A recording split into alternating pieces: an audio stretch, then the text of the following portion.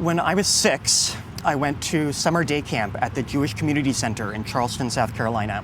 The first day, we were supposed to sign up for 2 activities to do during activity time for the next few weeks. So I signed up for needlepoint and flower arranging, which, 2 activities that excited me a lot. Later in the day, I think it was after Hebrew folk song time, one of the counselors came to me and said, "Joel, you can't do needlepoint and flower arranging." And I was like, "Well, why?" And he said, "Because those activities are just for girls." When I left camp at the end of the day, I remember what I thought was, "Bitch, I'll show you just for girls." My name's Joel Derfner, and my book is called Swish, My Quest to Become the Gayest Person Ever. And I wrote it because when my first... Wait a minute.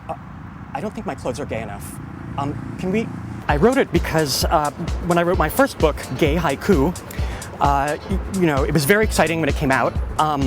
But after a while, I was like, well, wait a minute. I'm a published author now. Why haven't all my problems gone away? So I called my editor for Gay Haiku and I said, "Look, I have to write another book for you to make all my problems go away. What do you want?" And he said, "Well, there's that thing from your jacket bio for Gay Haiku. What was it? In an attempt to become the gayest person ever, he took up knitting and got a job as a step aerobics instructor. I guess you could write that." And I was like, "Great, I'm on it."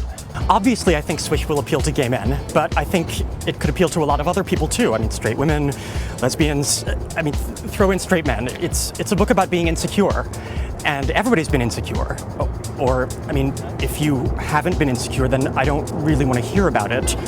And I don't care whether you read my book or not, and I hate you. So, there's also a chapter about teaching aerobics in Swish.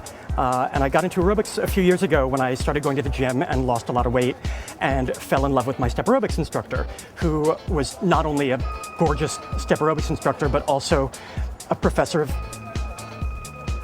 Hang on, just one second. Hello? No, she did not. Oh my God. Okay, so we had going to step aerobics class, falling in love with a step aerobics instructor. And he was not only a hot, gorgeous step aerobics instructor, but also a professor of physics and fluent in Italian. So I figured that the only way to make him fall in love with me was to become just as perfect as he was.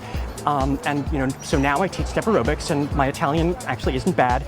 So the only thing left is to get a doctorate in the hard sciences and I'm good to go.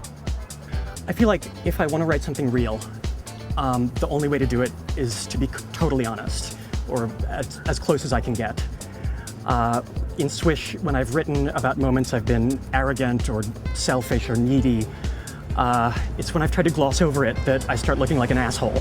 But if I lay the truth out, it turns out more often than not that what's underneath is fear or shame or sorrow, the kinds of emotion that everybody feels. Which is really, in the end, what the whole book is about. Do these jeans make me look fat?